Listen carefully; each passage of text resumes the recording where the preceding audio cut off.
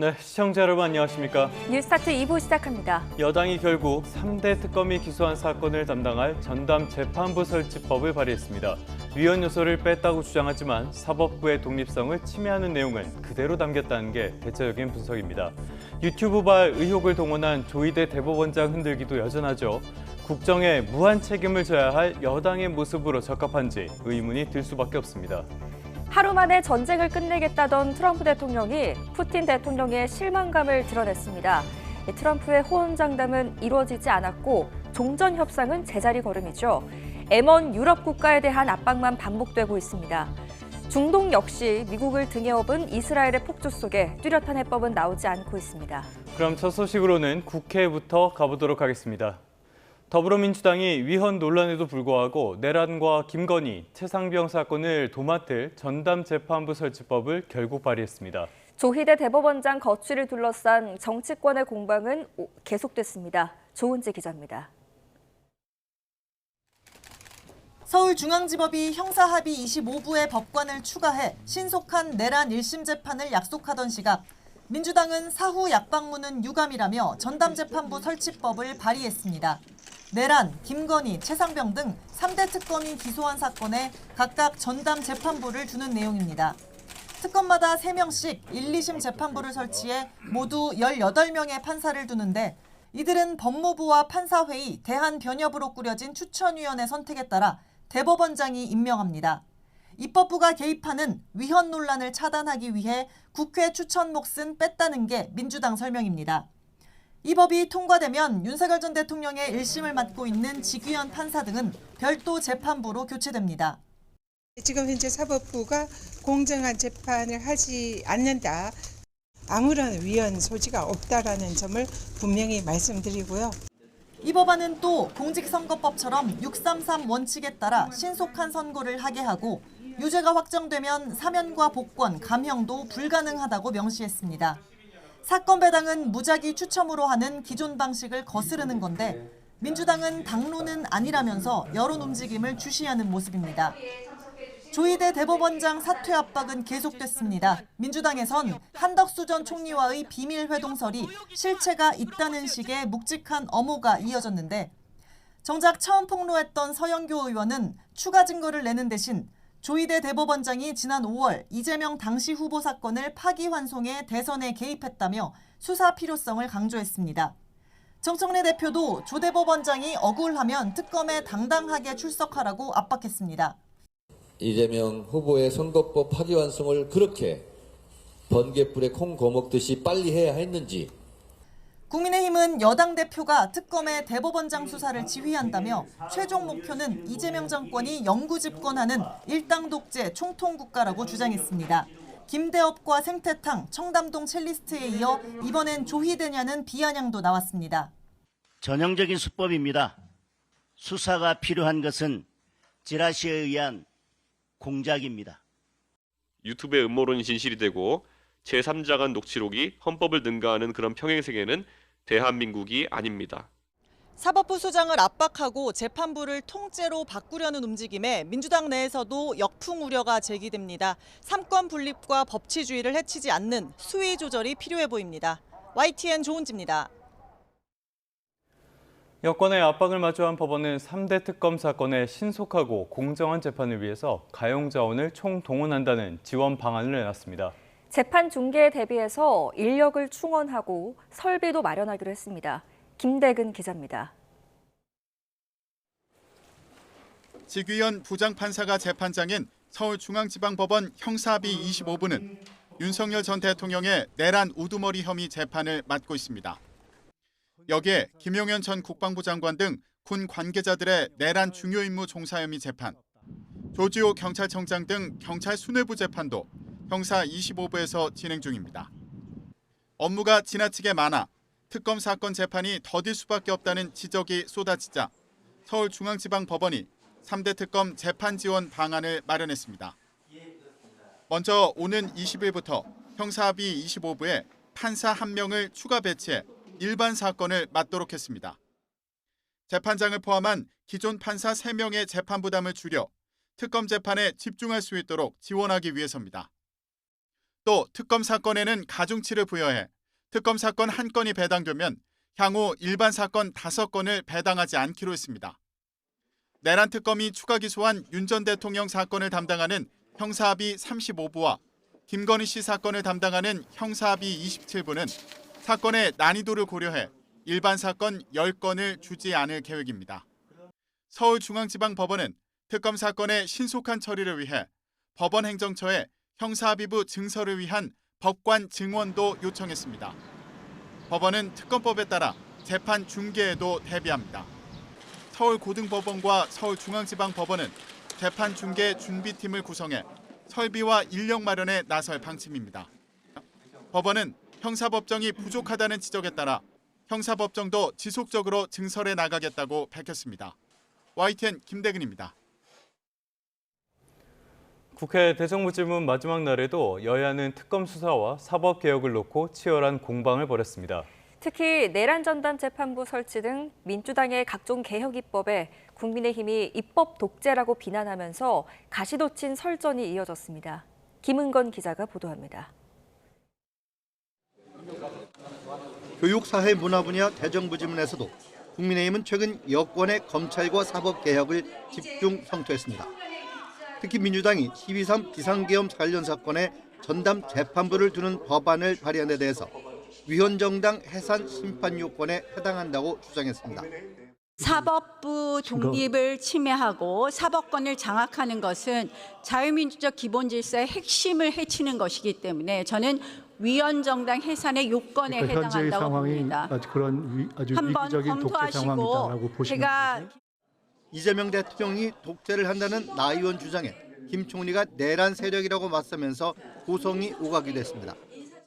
내란을 일으켰던 정권을 유지하고 그 영장 집행을 저지했던 우리 나 의원님께서 바로 이곳에서 민주주의를 논하시면서 지금 내가 질문하는 시간이고요. 그거는 총리의 답변 태도가 아닙니다. 민주당 의원들도 내란 잔당들이 여전히 국민을 볼모로 대한민국의 발목을 잡고 있다며 내란을 종식해 국가를 정상화해야 한다고 맞섰습니다. 상법, 노조법, 그리고 산재 예방 대책 때문에 기업이 다 망한다. 투자자가 다 떠난다. 이런 국민의힘의 주장이 국익을 훼손하는 선 넘는 정치 공세라고 생각을 하는데 총리님 어떻게 생각하십니까? 네, 일단 사실과 다르다고 생각합니다. 국민의힘은 또 개헌으로 대통령 4년 연임제가 도입되면 이재명 대통령에게도 적용되는 게 아니냐는 의혹을 제기했지만 김 총리는 일반적 헌법 원리상 연임할 수 없다고 답변했습니다. 방송 3법 통과를 놓고는 이진숙 방송통신위원장과 민주당 의원들 사이에 공방이 벌어지기도 했습니다.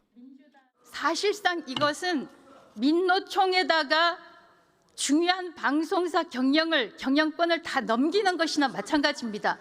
예, 직권면직 사유가 차고 넘칩니다. 총리께서 대통령께 직권면직을 건의해 주시기 바랍니다. 12.3 비상계엄 당일 김 총리가 국회 해제 표결에 참여하지 않은 경위를 놓고도 설전이 벌어졌습니다. 대정부 질문 내내 여야의 공방이 이어지면서 의석에서도 고성이 터져나왔고 우원식 국회의장이 경청해달라며 자제를 당부하기도 했습니다. YTN 김은걸입니다. 오늘 열릴 예정이었던 여야의 3+3 민생경제협의체 첫 회의가 취소됐습니다. 국민의힘은 정부조직법 기습상정 같은 일련의 상황으로 민생경제협의체 회의를 당분간 수년하기로 여야 간의 의견을 모았다고 밝혔습니다. 이에 앞서 이재명 대통령과 여야 대표는 지난 8일 만나 공통공약과 입법 문제를 논의할 민생경제협의체 구성에 합의했는데요. 이후에 여야 대립이 심화하면서 협의체 출범은 난항을 겪고 있습니다.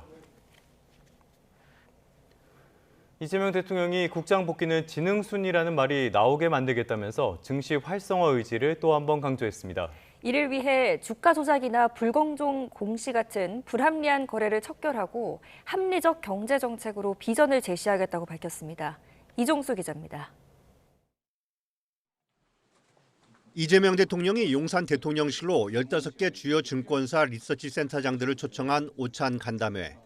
이 대통령은 자본시장 정상화, 새로운 도약의 시작을 주제로 한 간담회에서 국장 복귀는 지능순이란 일이 생겨날 수 있도록 만들겠다고 말했습니다. 국장 탈출은 지능순이라고. 이걸 빨리 이제 국장 복귀는 지능순이라는 말이 생겨날 수 있도록 만들어야 되겠습니다. 이 대통령은 정권 교체만 해도 3천을 넘을 것이라 했는데 그렇게 돼서 다행이라면서 자본시장 안정과 합리적 의사결정의 중요성을 강조했습니다. 이를 위한 주가 조작, 불공정 공시 같은 불합리한 거래 척결, 상법 개정을 통한 의사결정 구조 개선, 합리적 경제정책, 산업정책으로 비전을 뚜렷하고 예측 가능하게 하는 일이 지속 추진돼야 하고 성과도 있었다고 평했습니다. 이어 부동산 투기가 국가 경제를 불안케 해 대체 수단으로 주식 활성화가 필요하다고 강조했습니다. 유효한 투자 수단으로 주식시장을 좀 활성화시키는 게 필요하겠다는 생각이 지금도 여전하고 약간의 성과는 있는 것 같아서 다행이라는 생각이 듭니다. 이 대통령은 이어 열린 수석 보좌관 회의에서 추석 연휴를 국내 경기 활성화의 마중물로 삼아야 한다며 성수품 가격 안정과 바가지 요금 근절에 최선을 다해달라고 지시했습니다.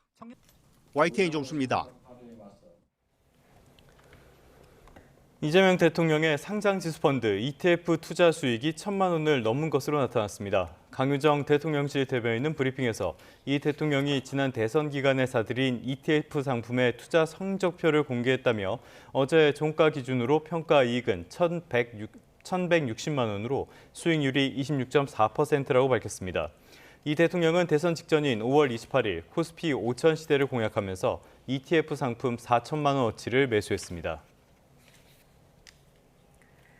네, 앞서 보신 것처럼 국내 코스피의 질주가 이어지고 있습니다. 사상 처음으로 어제는 3,460선도 돌파했는데요. 하루 조정을 받았던 코스피는 어제 전날보다 1.4% 오른 3,461.3에 장을 마쳤습니다. 삼성전자는 지난해 8월 이후 13개월 만에 8만 원대를 회복했고 장중 35만 7천 원으로 52주 신고가를 새로 쓴 SK하이닉스는 5.85% 급등한 35만 3천 원으로 장을 마감했습니다. 네, 이번에는 한미 관세 협상 후속 협의를 위해서 미국을 찾았던 여항구 통상교섭본부장 이야기 해보도록 하겠습니다. 조금 전에 귀국했습니다. 네, 협의가 난항을 겪고 있는데요. 지난 16일 일본의 자동차 관세가 먼저 15%로 낮아지면서 한일 관세가 역전된 상황입니다. 앞서 여 본부장은 우리도 최대한 빨리 15%가 적용될 수 있도록 노력하고 있다면서도 일희일비하지 않겠다고 밝히기도 했습니다. 인천공항 현장 연결해 보겠습니다. 아니 그건 없습니다. 아니 저희 그러면은 이번에 USTR 만난 걸로 하면 어떤 공감대나 그런 게 형성이 됐었나요? 합의 도출이 좀 있었나요? 이번에는 그 USTR 대표 그리고 또 의회 주요 인사들 만나서 전반적인 협상 그 상황과 그리고 이제 우리 비자 문제 이슈 해결을 위해서 그 협의를 하고 왔습니다. 미국 측에서는 비자 문제 관련해서 뭐 어떤 발언이 있었나요?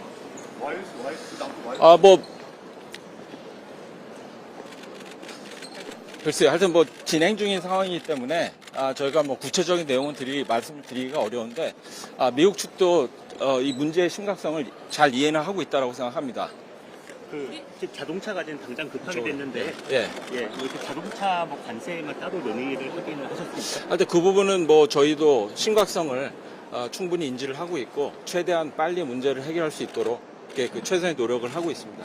우리 측에서 통화수화표 문제 이제 미국 측이 말했을 때 좀 반응이 좀 어땠을까요? 뭐 하여튼 저희는 요번에 하여튼 일본과 한국은 다르다는 부분, 그 부분을 좀 최대한 저희가 설명하고 그리고 왔습니다. 그리고 뭐 구체적인 내용은 뭐 조금 이제 기다려 주시면 좋겠습니다. 미국이 아직도 일본 모델을 좀 고집하고 있나요? 아니면 하여튼 저희는 뭐 하여튼 일본과 한국은 다르다. 그런 부분을 여러 가지 좀 객관적인 자료와 그런 분석을 통해 가지고 저희가 제시를 하고 그리고 뭐 최대한 설득을 하고 있습니다. 예, 감사합니다. 미국 측에 우리가 새로 꺼낸 카드도 있을까요? 뭐 하여튼 구체적인 그 협상 진행 내용은 저희가 말씀드리기가 좀 쉽지 않음을 좀 양해를 해주시면 감사하겠습니다. 직접 투자 비율과 관련해가지고 미국이랑 우리랑 조심하십시오. 제시한 뭐 숫자 뭐 간단하게 말씀을 부탁드리겠습니다. 구체적인 내용은 좀 저희가 말씀드리기 어렵습니다. 죄송합니다. 좀 이견을 좁혔다 아니다로 간단하게 좀 말씀하신다면. 지금 진행 중인 과정이라고 생각을 해주시고요. 하여튼 저희는 최선을 다하고 있습니다. 예. 어제 지금까지 미국이 제시한 요구 조건을 종합해 보시면 15% 조심하십시오. 15% 상호 관세를 적용받는다 해도 무의미할 정도로 무리하다고 평가하시나요? 글쎄요, 하여튼 그런 부분은 제가 답변 드리기가 좀 어렵습니다. 예. 이렇게 일찍 나오셨는데 죄송합니다. 저희가 하여튼 국익에 직결되는 이슈다 보니까 지금 구체적인 내용을 말씀드리는 게 이제 국익에 조금 반할 수 있는 그런 측면도 있고, 하여튼 저희는 국익을 최우선에 두고 그렇게 최선을 다하고 있다, 그렇게 말씀드릴게요. 부장님, 그럼 마지막으로 간단하게 예. 방미 이번에 가신 성과를 조금 짧게 말씀해 주시자면. 그러니까 전반적으로 이제 그 과정이라고 생각해 주시면 되고, 지금 아까 말씀드렸지만 USTR 대표랑 그리고 의회에 또 영향력 있는 주요 의회 인사들 상대로 아웃리치하면서 전반적인 협상 진행 상황, 그리고 또 특히 우리 비자 이슈 이 문제의 조속한 해결을 저희가 촉구를 했습니다. 예, 이상입니다. 예, 감사합니다. 방미 때보다는 좀 진정된 부분이 있다고 생각하시나요? 아까 그거는 설명드렸고, 예, 감사합니다. 예, 감사합니다. 네, 여한구 통상교섭본부장의 귀국 장면 보셨습니다. 지금 미국과의 무역협의, 후속협의가 난항을 거듭하면서 지금 미국의 무리한 요구가 이렇게 난항을 불러오고 있는 것으로 알려지고 있는데요. 이 와중에 우리와 일본의 대미 자동차 관세가 역전이 되면서 우리 기업들의 굉장히 부담이 큰 상황입니다. 이런 상황에서 여한구 통상교섭본부장이 미국과 협의를 진행하고 귀국을 했는데, 일단 미국 측도 비자 문제라든지 여러 심각성을 잘 이해하고 있다고 설명을 했고요. 자동차 관세 대해서는 심각성을 충분히 인지하고 최대한 노력하고 있다고 설명을 했습니다. 네, 통화 스와프에 대한 언급도 있었는데요. 앞서 우리나라는 이 제안을 했었죠. 미국이 탐탁지 않아 하는 것으로 지금 상황이 전해지고 있는데요. 통화 스와프는 일본과 한국의, 그러니까 우리나라와의 상황이 다르다면서 미국의 객관적인 자료와 분석을 제시하면서 설명했다 정도로 지금 언급이 있었습니다. 또한 지금 이 성과를 묻는 취재진의 질문에는 과정 중에 있다면서 최선을 다하고 있다라는 발언을 했습니다. 더 자세한 소식은 들어오는 대로 저희가 정리해서 다시 한번 전해드리도록 하겠습니다. 네, 다음 소식 살펴보도록 하겠습니다. 이번에는 롯데카드 해킹 사태입니다. 이번 해킹으로 고객 297만 명의 고객 정보가 빠져나갔습니다. 더 치명적인 건 카드 결제의 핵심이라고 할 수 있는 CVC까지 28만 명 분량이 유출됐다는 점입니다. 해킹은 지난달 12일 시작됐는데 회사 측은 해킹 사실을 인지한 지난달 31일까지 19일간 해킹 사실을 전혀 몰랐던 것으로 드러났습니다. 류환홍 기자입니다. 롯데카드 조좌진 대표가 언론 브리핑을 통해 대국민 사과를 하고 지난 1일 금융당국 신고 때와 달리 고객 297만 명의 고객 정보 유출이 확인됐다고 인정했습니다. 더욱이 297만 명 중 28만 명은 카드 결제 핵심 정보인 CVC까지 유출된 것으로 드러났습니다. 이들은 7월 22일과 8월 27일 사이 온라인 결제를 이용한 고객들입니다.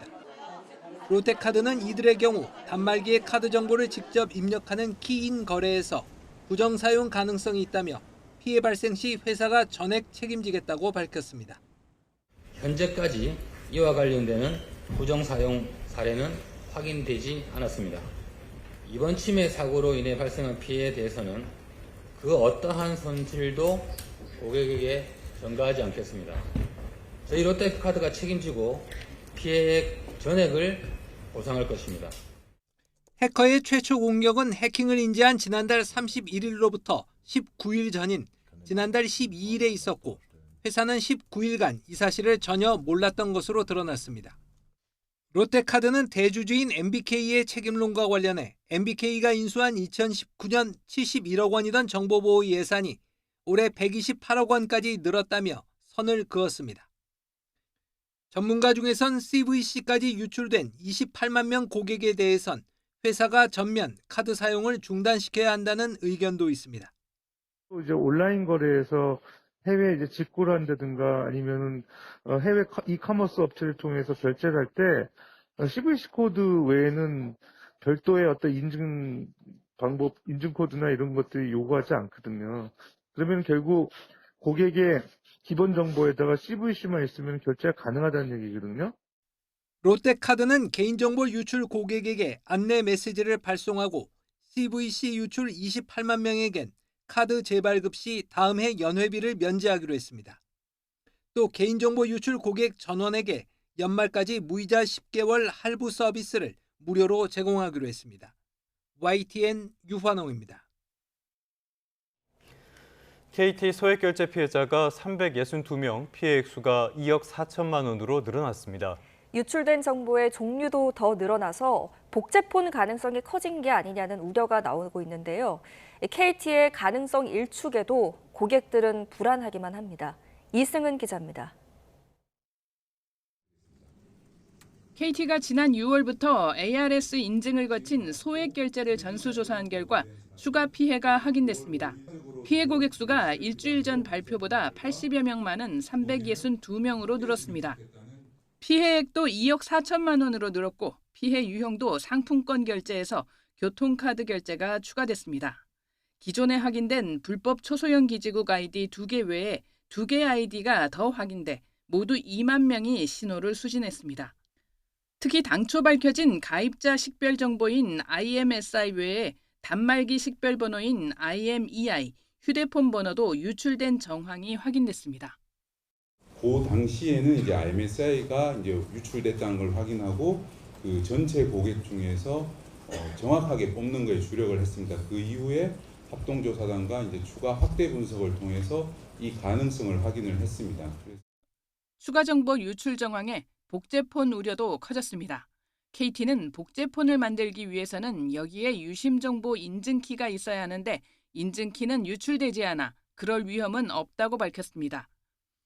인증키 값을 모르면 불법 복제폰은 불가능합니다. 앞서 설명드렸다시피 인증키 값은 우리 시스템 내부와 유심에 있습니다. 하지만 늘어나는 피해 상황에 안심하긴 이릅니다. 복제폰이 없는 상태에서 그 결제가 되는 방식을 아마 해커들이 연구를 한 것 같아요. 다른 루트를 통해서 확보된 유심키가 있다고 하면 충분히 이제 가능성은 배제할 수 없겠죠. 지속적으로 이제 모니터링을 강화해야 되고. KT는 지난 5일 비정상적 소액 결제 시도를 차단한 이후 새로운 피해는 발생하지 않았다고 밝혔습니다. 또 지난 석 달간 사용 이력이 없는 초소형 기지국 4만 3천 대는 연동을 해지했다고 밝혔습니다.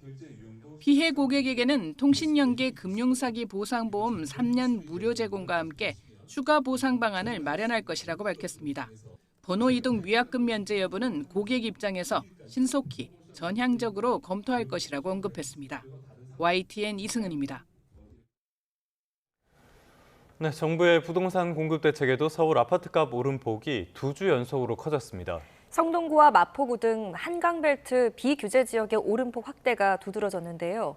정부가 규제 지역을 추가 지정할 가능성이 있다는 전망도 나오고 있습니다. 보도에 오인석 기자입니다. 9월 셋째 주 서울 아파트 매매 가격은 전주 대비 0.12% 상승했습니다. 직전주보다 상승폭이 0.03%포인트 커졌고 상승폭도 2주 연속 확대됐습니다.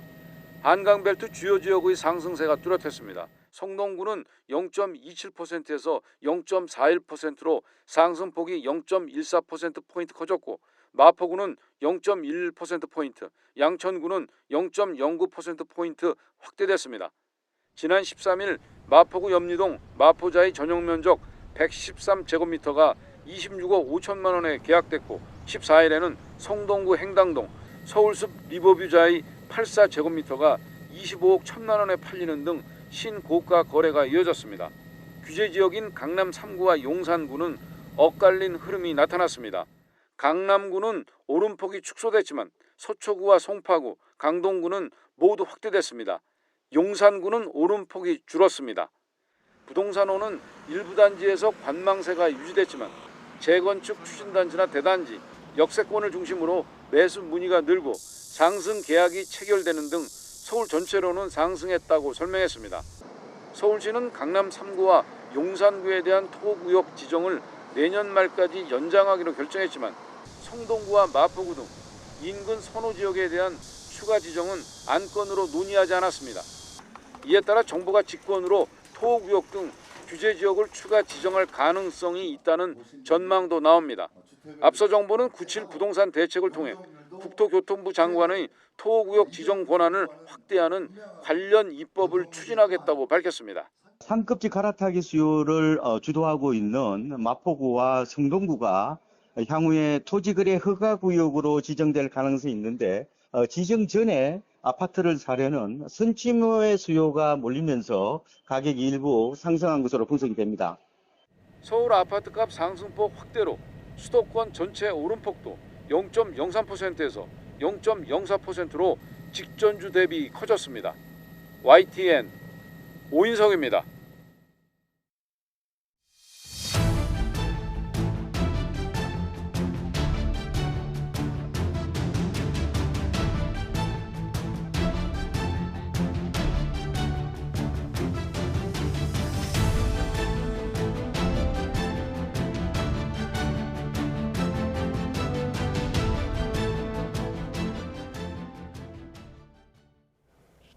네, 이번엔 미국으로 가보겠습니다. 우리 근로자들의 구금 사태 여파가 이어지고 있는데요. 호세 무녀스 현대자동차 사장이 미국 기술 인력 출장에 대한 한미의 유익한 해결책을 기대한다고 말했습니다.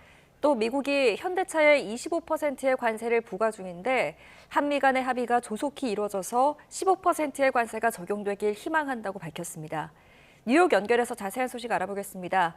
이수윤 특파원, 현대차가 조지아주 집단 구금 사태와 관련해서 재발 방지 대책을 요청했다고요? 네, 그렇습니다. 호세 무뇨스 현대차 사장은 구금자 상당수가 첨단 배터리 생산 기술의 최종 보정과 테스트 작업을 맡고 있었다고 말했습니다. 이번 사태에도 불구하고 현대차 그룹 메타플랜트 아메리카가 앞으로도 중요한 역할을 수행할 것이라고 강조했습니다. 특히 한미가 단기 출장, 특히 전문 기술 인력에 대한 상호 유익한 해결책을 도출하기를 희망한다고 밝혔습니다. 직접 들어보시죠. We hope the US and Korea can work on mutually beneficial solutions for short-term business travel, especially for specialized technical expertise. 자, 무녀스 사장의 이야기를 들어보면요. 지금 미국의 한국차에 대한 관세가 25%고 무역 합의에서 15%로 이야기를 했는데 이게 내려갈 수 있도록 현실화할 수 있도록 한미 간의 협의 필요하다, 조속하게 필요하다 이런 이야기를 했다고요. 네, 그렇습니다. 현대차는 영업이익률 목표를 기존 7, 8%에서 6, 7%로 하향 조정했습니다. 아직도 미국이 한국차에 대한 관세를 25%로 부과하기 때문입니다. 무뇨스 사장은 이를 15%로 낮출 수 있도록 한미가 무역협상 후속 합의에 빨리 도달할 수 있기를 희망했습니다. 경쟁국인 일본은 인하된 15%의 자동차 관세를 적용받고 있습니다. 현대차는 관세 위기 극복을 위해 미국 현지 생산을 40%에서 80%로 끌어올린다는 계획입니다. 미국 투자와 생산 증대, 신차 출시 등 공격적인 전략을 취해 세계 최대의 시장인 미국에서 입지를 공고하겠다는 의지를 분명히 했습니다. 이를 위해 2025년에서 2028년 미국 투자 금액을 11조 6천억 원에서 15조 3천억 원으로 증액했습니다. 무뇨스 사장의 발언 들어보시죠. We all hope that both governments will be able to achieve an agreement sooner rather than later, and that would pose an opportunity for this year, and then hopefully the opportunity to plan ahead next year on a solid, strong performance of the company, even if on the 15%. 네, 현대차가 해외에서 투자 계획을 발표한 건 올해가 처음인데 위기의식이 반영이 됐다고요? 네, 그렇습니다. 이번 투자 계획 발표는 어디서 이루어졌냐면 바로 뉴욕 맨해튼에 있는 더 쉐드라는 곳에서 열렸습니다. 현대차가 이렇게 해외에서 중장기 전략과 재무 계획을 발표한 건 올해가 처음입니다. 경기 침체와 전기차 수요 둔화, 관세로 이어지는 글로벌 자동차 시장의 복합적인 위기에 적극 대응하려는 의지를 담은 것으로 풀이됩니다. 실제로 미국 인플레이션 감축법 IRA에 근거한 세액공제 종료로 미국에서 이 전기차 시장 전망이 어두워지자 현대차의 중장기 전략에서 아예 전기차 판매 목표는 빠졌습니다. 대신 하이브리드 자동차를 중심으로 이 친환경차로 판매 목표 대상을 전환했습니다. 또 픽업 트럭의 본고장이 바로 미국인데요. 이 미국 시장을 겨냥해서 중형 픽업 트럭을 오는 2030년 이전 현지 시장에 선보인다는 방침입니다. 이를 위해 북미 최대 자동차 업체이자 현대차의 경쟁 업체이기도 한 제너럴 모터스 GM과 손잡고 이 중형 픽업 트럭, 소형 SUV, 소형 승용, 소형 픽업, 전기 상용 밴 등 5개 차종에 대한 공동 개발도 가속화하기로 했습니다. 지금까지 뉴욕에서 YTN 이승윤입니다. 네, 미국 소식 조금 더 살펴보도록 하겠습니다. 트럼프 대통령이 중국과의 무역 합의에 가까워지고 있다면서 관세를 더 유예할 수도 있다는 뜻을 밝혔습니다. 시진핑 중국 국가주석과 19일 통화를 해서 중국 동영상 플랫폼 틱톡의 매각도 확정할 예정입니다. 취재기자 연결해 보겠습니다. 신윤정 특파원, 틱톡 매각 합의를 고리로 미국과 중국의 관세 전쟁 휴전도 더 이어질 것으로 보이네요. 네, 나흘 전 스페인에서 열린 미중 4차 무역 협상에 대해서 매우 잘 됐다고 밝혔던 트럼프 대통령이 협상 타결이 임박했음을 알렸습니다. 영국을 국빈 방문한 트럼프 대통령은 현지 시간 18일 키어 스타머 영국 총리와의 공동 기자회견에서 중국과의 관세 휴전을 연장할 수 있다면서 협상 타결에 가까워졌다고 말했습니다. 트럼프 대통령의 발언 잠시 들어보겠습니다. But on a much bigger scale, we're pretty close to a deal. We may do an extension with China, but it's an extension based on the same terms that we have right now, which are pretty good terms.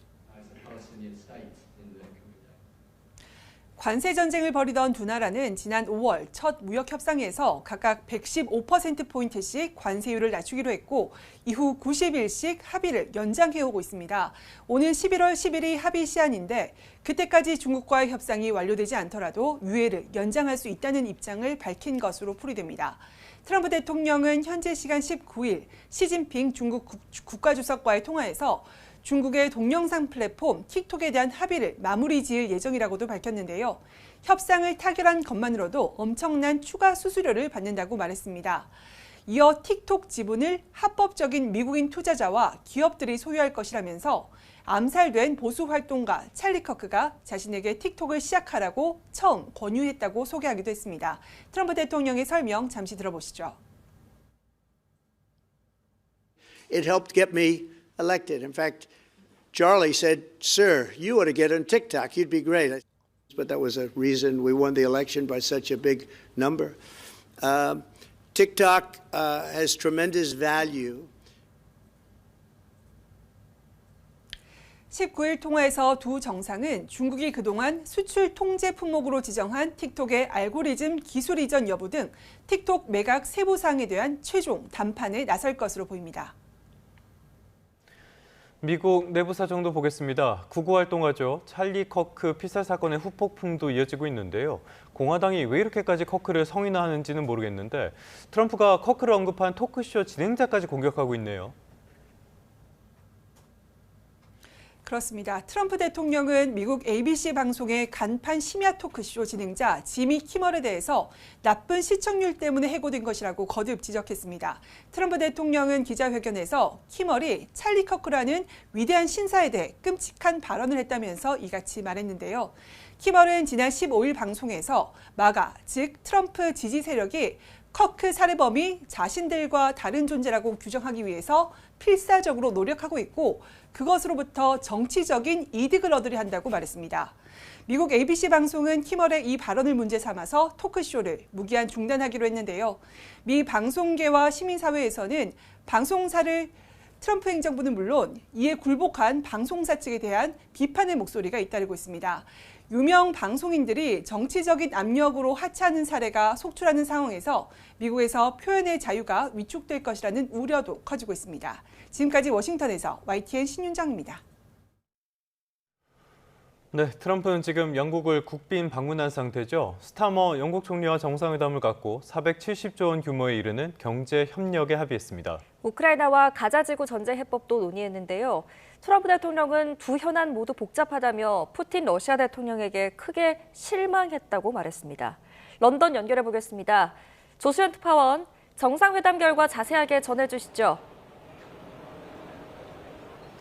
네, 도널드 트럼프 미국 대통령은 오늘 영국 국빈 방문 마지막 날 키어 스타머 영국 총리와 런던 근교 총리 별장에서 만났습니다. 두 정상은 양자 관계부터 우크라이나 전쟁과 가자 지구 전쟁 등 여러 현안을 두루 논의했는데요. 트럼프 대통령은 우크라이나 문제가 생각보다 복잡하다면서 푸틴 러시아 대통령에게 크게 실망했다고 말했습니다. 직접 들어보시겠습니다. The one that I thought would be easiest would be because of my relationship with President Putin, but he's let me down. He's really let me down. 네, 스타머 총리는 트럼프 대통령과 우크라이나 방위 지원과 푸틴 대통령에 대한 압박을 강화할 방법을 논의했다며 추가 압박이 필요하다고 강조했습니다. 가자지구 전쟁에 대해 두 정상은 평화 로드맵이 시급하다는 데 뜻을 같이 했습니다. 하지만 트럼프 대통령은 조만간 팔레스타인을 국가로 인정하려는 영국의 정책에 대해선 의견이 달랐다고 언급했습니다. 양국은 이번 회담에서 인공지능과 퀀텀 컴퓨팅, 원자력 협력 방안도 모색했는데요. 회담 후 마이크로소프트, 엔비디아, 롤스로이스 등 양국 주요 기업 최고 경영자가 참석한 행사에서 미영 기술 번영 협정에 서명했습니다. 스타머 총리는 대서양을 사이에 두고 양방향으로 총 2,500억 파운드, 470조 8천억 원이 흐르게 됐다고 평가했는데요. 직접 들어보시죠. This tech partnership has the power to change lives. We've renewed the special relationship for a new era. 트럼프 대통령의 영국 국빈 방문은 1기 임기 시절인 2019년에 이어 이번이 두 번째였습니다. 영국에서 동일 인물을 두 차례 국빈 초청한 것은 왕족을 제외하고 트럼프 대통령이 처음입니다. 찰스 3세 국왕은 어제 국빈 만찬에서 영국과 미국의 깊은 유대 관계를 강조하면서 두 나라가 세계 평화를 위한 중대한 외교에 협력하고 있다고 말했습니다. 이 자리에서 트럼프 대통령은 이번 국빈 방문이 인생 최고의 영예 중 하나라며 양국 관계와 정체성의 유대는 귀중하고 또 영원할 것이라고 강조했습니다. 지금까지 런던에서 YTN 조수연입니다. 경제 한 줄 뉴스입니다. 추석 3주 전 제사용품 구매에 드는 비용이 4인 기준 평균 33만 362원으로 지난해보다 0.4% 올라간 것으로 조사했다고 한국소비자단체협의회 물가감시센터가 밝혔습니다. 배달의 민족과 쿠팡이츠가 1인분 무료 배달 서비스를 선보이면서 입점 업체들을 상대로 가격을 높이고 마치 소비자가 할인 혜택을 받는 것처럼 꾸미라고 권유한 정황이 있다고 시민단체가 주장했습니다. 금융감독원 직원들이 거리로 나와 금융감독체계 개편에 반대 목소리를 냈습니다. 세계 10대 수출국 가운데 우리나라의 수출 쏠림 현상이 가장 심한 것으로 나타나 수출 다변화가 필수적이라는 분석이 나왔습니다. 삼성이 앞으로 5년 동안 6만 명을 신규 채용해 미래 성장 사업 육성과 청년 일자리 창출에 나서겠다고 밝혔습니다. LG전자가 전 사업부에서 만 50세 이상 임직원을 대상으로 희망퇴직을 실시합니다. 지금까지 한줄 뉴스였습니다. 다음 소식입니다. 서울의 첫 수상 대중교통수단인 한강버스가 첫 출항을 시작했습니다. 시민들의 새로운 출퇴근 수단뿐 아니라 도심 속 특별한 문화 공간이 될 것으로 보입니다. 김승재 기자입니다. 한강을 가로지르는 새로운 수상교통수단 한강버스가 첫 물살을 갈랐습니다. 마곡에서 잠실까지 7개 선착장을 오가는 총 28.9km의 수상 대중교통입니다. 내부에는 파노라마 통창과 카페테리아, 자전거 거치대 등을 갖췄습니다. 분비는 출퇴근길 버스나 지하철과 달리 쾌적하고 여유롭습니다. 특히 YTN 서울타워와 청담대교 등 한강의 주요 볼거리를 감상하며 이동할 수 있어 단순한 교통수단을 넘어선 경험을 제공합니다. 직접 타고 누리는 공간으로 변화합니다. 여러분의 일상의 새로운 즐거움과 여유를 하지만 실제 출퇴근 수단으로서의 경쟁력은 기존 교통편보다 떨어집니다. 마곡에서 잠실까지 일반 노선은 2시간 7분, 급행 노선도 1시간 22분이나 걸립니다. 지하철로는 1시간 정도 걸립니다. 추석 연휴 때까지는 오전 11시부터 1시간에서 1시간 반 간격으로 하루 14회 운항합니다. 연휴 이후부터는 평일 기준으로 오전 7시부터 밤 10시 반까지 출퇴근 시간에 급행 노선을 포함해 왕복 30회 운항합니다. 선착장이 지하철역이나 버스 정거장과 멀어 접근성이 떨어진다는 문제도 있습니다. 이런 지적을 의식한 듯 서울시는 한강을 중심으로 한 새로운 문화 공간을 강조했습니다. 도시 생활 속에서 도시민들이 가지는 스트레스와 압박감으로부터의 힐링, 자유, 혹은 치유 기능이라고 생각을 합니다. 출퇴근 수단으로서의 효율성보다는 경험과 여유에 초점을 맞춘 한강버스. 서울 시민의 일상에 어떤 변화를 가져올지 주목됩니다. YTN 김승재입니다. 오늘 전국에 또다시 가을비가 내립니다. 오전에 중부 서해안을 시작으로 오후에는 그 밖에 중서부와 호남까지 확대하겠고 밤에는 영동과 영남 지방에도 비가 오겠는데요. 특히 밤사이 시간당 20에서 50mm의 강한 비가 예상되는 만큼 피해 없도록 유의하셔야겠습니다. 예상되는 비의 양은 대부분 10에서 60mm가 되겠고 충남과 전북 서부 많은 곳은 최고 80mm의 큰 비가 내리겠습니다. 현재 기온 살펴보겠습니다. 현재 서울 기온 19.1도, 세종 19.3도, 창원은 20.3도로 출발하고 있고요. 낮 동안에도 선선함이 감돌겠습니다. 서울 한낮 기온 21도, 대전 22도, 대구는 24도가 예상됩니다. 비는 내일 오전이면 대부분 그치겠지만 경북 동해안은 밤까지, 영동은 휴일 오전까지 오락가락 이어질 전망입니다. 날씨였습니다.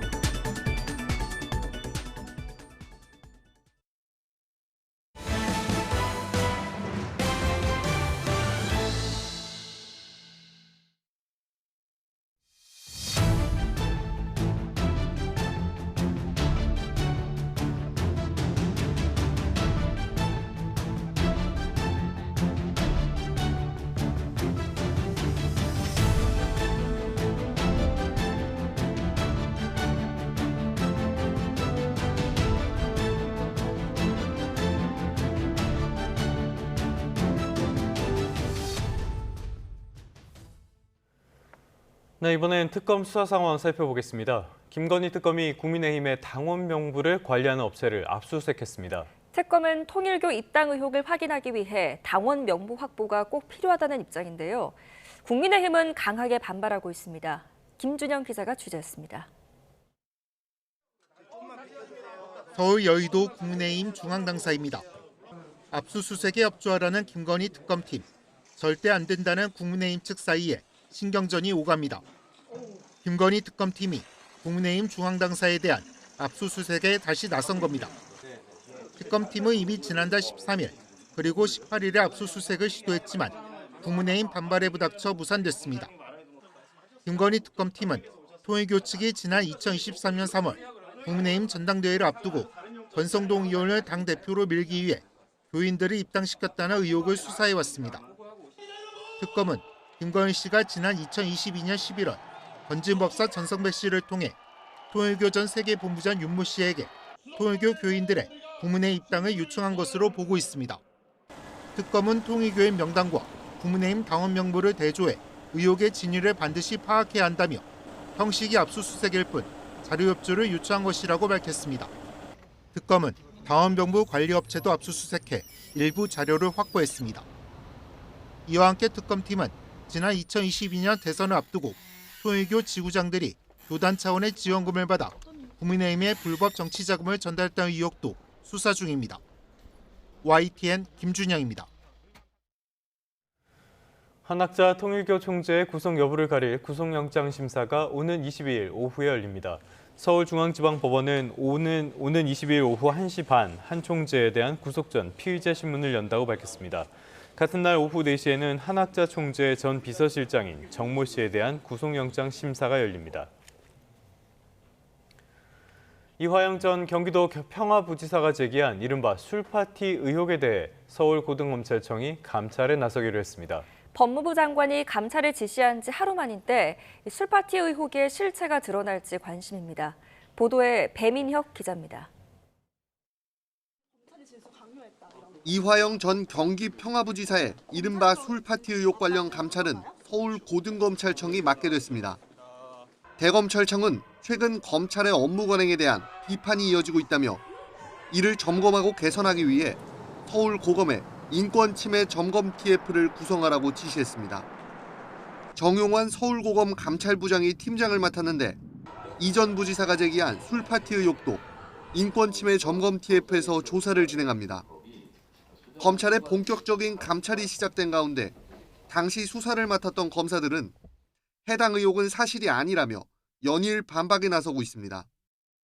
술자리에 함께 있었다고 지목된 박상용 검사가 법무부 발표는 진행 중인 재판에 부당한 영향을 미치려는 의도라고 반발했고 이 전 부지사를 기소했던 당시 수원지검 형사 6부장 서현욱 검사는 검찰이 자체 조사 결과를 은폐했다는 주장은 터무니없다고 반박했습니다.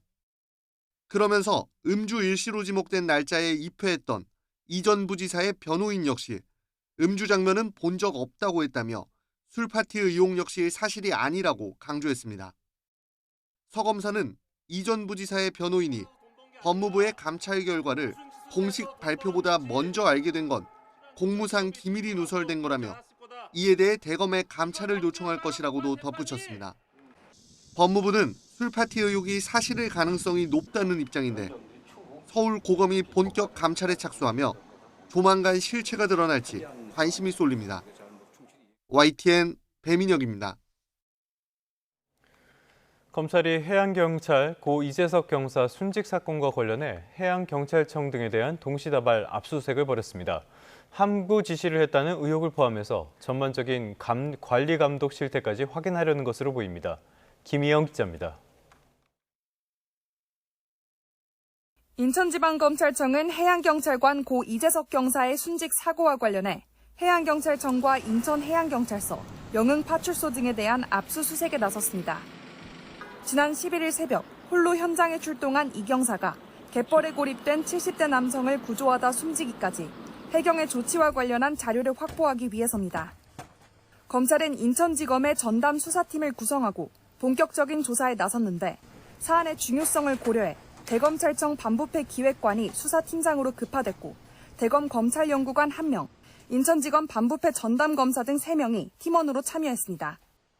검찰은 직권남용과 허위 공문서 작성 등의 혐의로 이광진 인천해양경찰서장과 영흥파출소장, 당직팀장 등을 수사하는 것으로 알려졌습니다. 이들은 순직 사고 이후 영흥파출소 직원들에게 함구하도록 지시한 의혹 등을 받고 있습니다.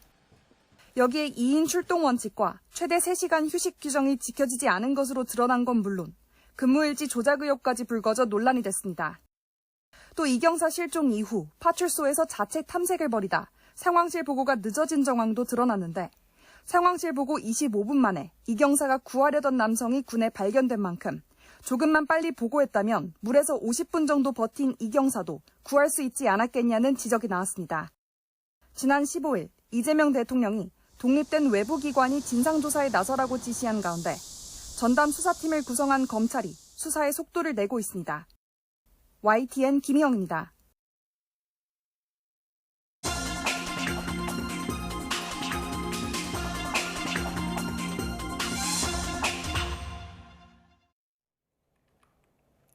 오늘의 글로벌픽입니다. 도널드 트럼프 미국 대통령이 어떤 식으로든 확보하겠다고 해서 논란이 된 곳이 있었죠. 바로 북극해의 가장 큰 섬이자 덴마크의 자치령이기도 한 그린란드인데요. 공교롭게도 트럼프 대통령이 유럽을 찾아간 때 그곳에선 다국적군의 대대적인 적 침투 훈련이 펼쳐졌습니다. 이승훈 기자가 전해드립니다. 지휘관의 명령이 떨어지자 병사들은 일제히 언덕을 향하고 이들을 엄호하는 기관총이 불을 뿜습니다. 언뜻 보면 일반적인 부대 훈련과 비슷해 보이지만 좀 더 들여다보면 뭔가 다릅니다. 먼저 여전히 더위에 시달린다는 유럽치곤 군데군데 흰 눈이 보이는가 하면 병사들의 복장도 서로 다릅니다. 동토의 땅 그린란드에서 진행된 다국적 나토군의 북극의 빛 2025 대침투 작전 현장입니다. There's no real infrastructure, so we need to move everything by boat or by air, and that makes it very difficult to resupply the company. 작전의 총지휘는 그린란드의 주인인 덴마크가 맡았습니다. 덴마크의 통제 속에 프랑스와 독일 등에서 찾아온 동맹군 550여 명이 한 몸이 돼 움직였습니다. Die Zusammenarbeit insbesondere mit unseren Gastgebern, den Dänen, aber auch den französischen Alliierten hier vor Ort läuft reibungslos, weil im Grunde der Erfolg oder der Misserfolg vom Einsatz. 물론 작전의 지휘부는 지역 내 불안정한 위협에 대처하기 위함이라며 말에서 정치색을 뺐습니다. 하지만 언론은 덴마크가 그린란드는 우리가 관리한다는 의지를 전 세계에 보여준 거라는 친절한 해석을 달았습니다. 거기에 명실공히 나토의 핵심 회원국 미국이 초청장까지 받고도 이번 작전에 군대를 보내지 않아서 더 많은 말을 낳고 있습니다. YTN 이승훈입니다. 미국 동부의 한 농촌에서 총격 사건이 발생해 경찰관 5명이 숨지거나 다쳤습니다. 가정폭력을 조사하는 과정에서 벌어진 일이라고 하는데요. 류재훈 기자가 전해드립니다. 현지 시각 지난 수요일, 미국 펜실베니아주 남부에 있는 요크 카운티의 한 농장 헛간에서 총성이 잇따라 울렸습니다. 12 or 13, then you could tell that it was no longer just one gun shooting anymore. 몇 차례 이어진 총격은 많은 희생자를 내고서야 멈췄습니다. I can confirm that the shooter is dead. I can confirm that there were 5 law enforcement officers who were shot today. 3 fatally, 2 that were transported here to Wellspan. 경찰은 전날 가정폭력 사건을 조사하기 위해 이 농장을 방문한 데 이어 이날은 헛간을 수색하던 중이었던 것으로 전해졌습니다. 총격전이 벌어지자 주 당국은 한때 주변 도로를 모두 차단하고 학교와 학생들에게 대피 명령을 내리기도 했습니다. 주지사는 희생된 경찰관들과 유족들에게 깊은 애도를 표하면서 지역사회가 함께 연대하고 치유해야 한다고 강조했습니다. This kind of violence isn't okay.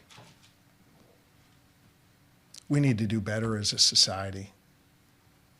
We need to help the people who think that picking up a gun, picking up a weapon is the answer to resolving disputes. 주 경찰은 총격범의 신원이나 구체적인 사건 경위를 밝히지 않은 채 추가 조사를 진행하고 있습니다. YTN 유재용입니다.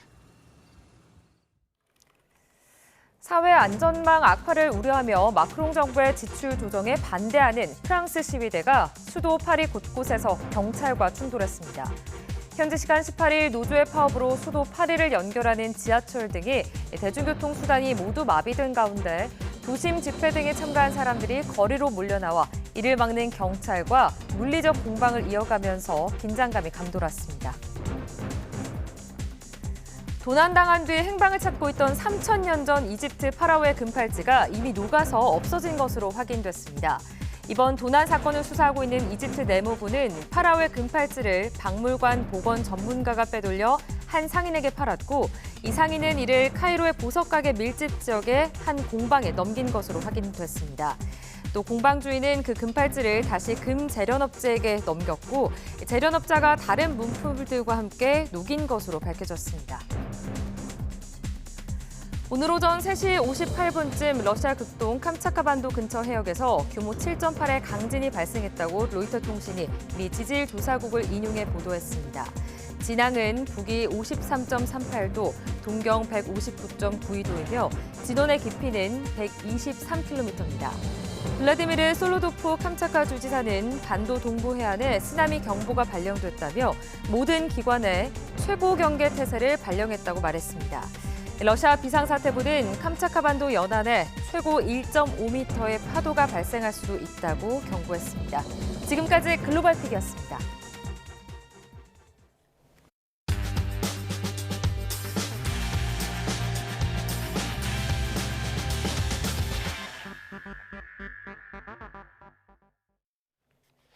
9월 19일 금요일 스타트 브리핑 시작합니다. 먼저 한국일보입니다. 1인 가구나 혼밥족이라면 최근 배달앱에서 한 그릇 배달 주문해 보셨을 겁니다. 그런데 자영업자들은 울상이라고 합니다. 해도 안 해도 손해라는데 왜 그런 건지 보겠습니다. 우선 기본 주문 금액 자체가 낮고요. 20% 안팎으로 할인까지 들어가서 소비자들은 환영하는 분위기입니다. 업계 1위 배달의 민족에 이어서 업계 2위 쿠팡이츠도 한 그릇 배달에 뛰어들었습니다. 하지만 주문 건수가 늘어난다고 해도 자영업자들에게 남는 이유는 별로 없는 게 현실입니다. 그렇다고 안 뛰어들자니 매출에 큰 타격이 있기 때문에 동참을 안 할 수도 없습니다. 이런 가운데 배달앱들이 업주를 상대로 가격 부풀리기를 종용한다는 의혹도 불거졌습니다. 또 프랜차이즈 업체와 달리 일반 자영업 식당엔 서비스 입점을 제한한다는 주장도 나왔습니다. 이에 대해서 배달앱 측은 가격을 정책적으로 소비자를 기만한 적이 없다고 설명했습니다. 소비자에게 유리한 만큼 서비스 비용을 배달앱과 업주, 배달기사 셋이 나눠서 지는 구조입니다. 결국 그 부담이 소비자에게 부메랑이 되어 돌아올 수 있다는 우려도 나오고 있습니다. 다음 동아일보입니다. 신세계그룹의 G마켓과 중국 알리익스프레스의 합병이 조건부로 승인됐습니다. 국내 이커머스 시장에 신세계와 알리 동맹이 참전하면서 격변이 예고된다는 내용입니다. G마켓과 알리익스프레스는 3년간 한 지붕 두 가족 구조로 사업을 하게 됩니다. 플랫폼을 별도로 운영하고요. 서로의 국내 소비자 데이터도 분리해야 합니다. 또 온라인 해외 직구와 관련된 소비자 데이터를 교환해서 쓰는 것도 소비자의 동의 없이는 안 됩니다. 현재는 알리익스프레스가 국내 온라인 해외 직구 시장 점유율 37%로 1위고요. G마켓이 4%로 2위인데 합작회사의 시장 점유율은 41%보다 더 높아질 가능성도 있습니다. G마켓은 알리바바를 통해서 동남아와 유럽, 미국 등으로 해외 판로를 넓힐 수 있게 됐습니다. 두 회사가 동맹을 맺으면서 쿠팡과 네이버로 굳어지던 이커머스의 양강 구도가 요동칠 걸로 보입니다. 이번 합병으로 G마켓 알리의 이용자 수는 약 1,854만 명, 업계 압도적 1위인 쿠팡의 절반을 넘어서게 됩니다. 다음 기사 보겠습니다. 상의 탈의 금지와 박수 금지, 무리지어 달리기 금지와 비켜요 강요 금지까지 최근 여의도 공원에 붙은 4대 불가론입니다. 특히 윗옷을 벗고 뛰는 사람이 많아지니까 민폐다, 아니다, 자유다 이렇게 논란이 뜨거운데 서울신문이 상탈 논란을 다뤘습니다. 유럽이나 미국이야 상의를 벗고 달려도 크게 신경을 쓰지 않는 분위기죠. 하지만 한국은 사회 분위기상 공공장소에서의 신체 노출이 극히 제한적으로만 허용됩니다. 이 논란을 단순히 노출 찬반의 관점에서만 바라볼 수 없는 이유입니다. 상의 탈의가 자기 과시나 개인주의 때문이라고 보는 사람도 적지 않습니다. 몸매를 과시하는 행위를 보지 않을 권리가 있고 공원이 러너들의 전용 공간도 아닌데 옷을 벗는 건 민폐라는 거죠. 또 신체 노출을 공공장소에서 보는 순간 일부는 일종의 위협감을 느낄 수 있다는 분석도 있습니다. 반면 상탈 러너들은 시원하고 운동 효율도 높아진다, 여분의 옷을 안 챙겨도 된다는 입장입니다. 그렇다고 운동 중에 상의를 벗었다고 해서 현행법상 처벌할 규정도 없습니다. 결국 이 논란은 생활 규범과 공공성에 대한 문화적 인식 차이에서 바라봐야 한다는 게 전문가들의 진단인데요. 여러분은 어떻게 보시는지도 궁금합니다. 끝으로 중앙일보입니다. 환경부와 기상청이 한국 기후위기 평가 보고서를 냈습니다. 독해진 지구의 복수가 담겨 있는데요. 기후위기가 불러올 미래의 한반도가 어떤 모습일지 보시죠. 우리나라는 바다와 대기 모두 지구 평균보다 2배 이상 빠르게 온난화가 진행되고 있다고 합니다. 특히 최근 7년간 기온 상승폭이 가파른데 기상재해가 더 강하게 자주 발생할 거란 경고겠죠.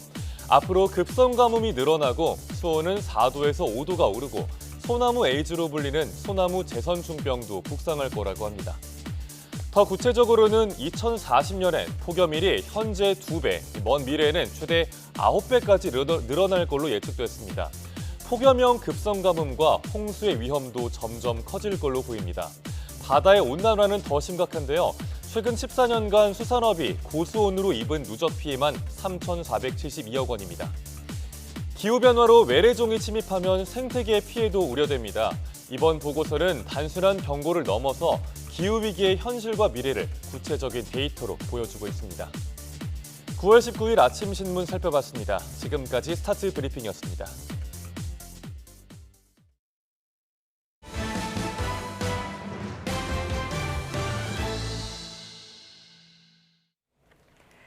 극심한 가뭄을 겪고 있는 강릉 지역에 최근 잇따라 단비가 내리면서 저수율이 다소 회복세를 보이고 있습니다. 하지만 여전히 평년치에는 크게 못 미쳐서 강릉시는 시민의 불편을 줄이기 위해 생수 2차 배부와 또 소상공인 지원에 나섰습니다. 이성우 기자입니다. 강릉의 생활용수 주 공급원인 오봉 저수지. 최근 내린 단비로 저수율이 20% 중반대를 넘어서면서 극한 가뭄의 한 고비는 넘겼습니다. 하지만 여전히 평년치와는 큰 격차를 보여 물 사정은 여전히 긴장 상태입니다. 시민들의 불편도 여전한 상태. 강릉시는 이에 따라 전 시민을 대상으로 2차 생수 배부를 시작했습니다. 이번에는 1인당 2리터 생수 12병으로 지난 1차 때보다 물량을 크게 늘렸습니다. 특히 그동안 배부 대상에서 제외됐던 대학생과 유학생 등까지 지원 범위를 넓혔고 24개월 이하 영아 가구에는 생수를 추가로 공급합니다. 또 거동이 불편한 장애인 가정 등 취약계층과 노인 대학 등에는 자원봉사자가 직접 찾아가거나 드라이브 스루 방식으로 생수를 지원하고 있습니다. 장애아동 가정들이 가뭄으로 인해서 너무 힘든 하루하루를 보내는 가정에 먹는 물도 부족해서 이러한 시기들이 빨리 좀 하늘에서 비도 좀 많이 좀 내려주고 강릉시는 소상공인 단체 대표들을 초청해 절수 실천과 지원 방안을 공유하는 설명회도 열었습니다. 물 사용량이 많은 음식점과 숙박업계를 중심으로 절수 동참을 요청하고 영업에 어려움이 많은 만큼 지원 제도 등을 안내했습니다. 소상공인들의 어려움을 충분히 알고 있지만 모두가 힘을 모아 슬기롭게 가뭄을 극복할 수 있도록 앞으로도 많은 협조와 참여를 부탁드리겠습니다. 강릉시는 앞으로도 가뭄 극복을 위해 민관이 힘을 모으고 시민생활 안정을 위한 지원책을 계속 이어갈 계획입니다. YTN 이성우입니다. 방송인 이수지 씨와 서경덕 성신여대 교수가 광복 80주년을 맞아 식물 주권의 중요성을 국내외에 알리는 영상을 제작해 공개했습니다. 산림청 국립수목원과 공동 제작한 이번 영상은 5분 분량으로 한국어와 영어판으로 제작이 됐는데요. 한반도의 특산 식물이 세계적으로 소중한 자산임에도 일제강점기 낙하이 등 일본 학자들에 의해 이름마저 빼앗겼던 역사를 조명합니다. 아기상어 뚜루루뚜루라는 소절로 유명한 동요 핑크퐁 아기상어가 오케스트라 편곡으로 재탄생합니다. 더 핑크퐁 컴퍼니는 런던 심포니 오케스트라가 연주한 핑크퐁 아기상어 특별 협업 음원을 공개한다고 밝혔는데요. 이번 음원은 핑크퐁 아기상어 10주년을 맞아 기획됐는데 1904년 생긴 런던 심포니 오케스트라가 한국 캐릭터 IP와 협업 음원을 발매하는 건 이번이 처음이라고 전했습니다. 블랙핑크의 로제가 팝스타 브루노 마스와 듀엣한 히트곡 아파트 뮤직비디오가 유튜브 조회수 20억 건을 돌파했습니다. 이는 지난해 10월 18일 공개 이후 335일 만인데요. 역대 K-팝 뮤직비디오 사상 최단 기록입니다. 로제는 앞서 소속 그룹 블랙핑크의 뚜두뚜두와 Kill This Love 뮤직비디오로도 20억 뷰를 기록한 바 있습니다. 곳곳에 가을비가 자주 내리면서 늦더위가 사라졌습니다. 오늘도 전국 대부분 지역에 비가 예보됐는데요. 오전에 중부 서해안을 시작으로 오후에는 그 밖에 중서부와 호남까지 확대하겠고 밤에는 영동과 영남 지방에도 비가 오겠습니다. 예상되는 비양은 대부분 10에서 60mm가 되겠고 충남과 전북 서부 많은 곳은 최고 80mm의 큰 비가 내리겠습니다. 특히 오늘 밤사이 곳에 따라 시간당 20에서 50mm의 국지성 호우가 예상되는 만큼 피해 없도록 유의하셔야겠습니다. 현재 기온 살펴보겠습니다. 현재 서울 기온 19.1도, 대전은 19.9도로 출발하고 있고요. 한낮에도 선선하겠습니다. 서울 낮 기온 21도, 대전 22도, 대구는 24도가 예상됩니다. 비는 내일 오전이면 대부분 그치겠지만 경북 동해안은 밤까지, 영동은 휴일 오전까지 오락가락 이어질 전망입니다. 날씨였습니다. 뉴스타트 3부 잠시 뒤에 계속됩니다.